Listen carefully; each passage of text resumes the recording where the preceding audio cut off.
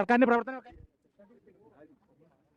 മനുഷ്യനെ ഭക്ഷണം, വസ്ത്രം, പാർപ്പിടം, ഇതാണ് നമുക്ക് പ്രാഥമികമായിട്ട് ആവശ്യമുള്ളത്.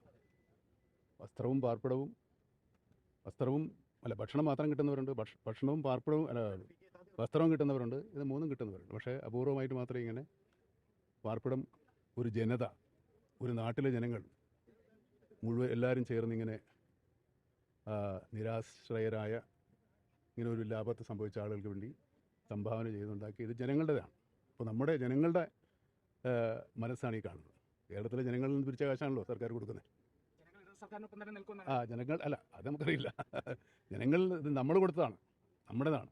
കേരളത്തിൻ്റെ ഒരു എന്താ പറയുക, സോഷ്യൽ ക്യാപിറ്റൽ, സാമൂഹ്യ മൂലധനമാണ് ഈ കാണുന്നത്.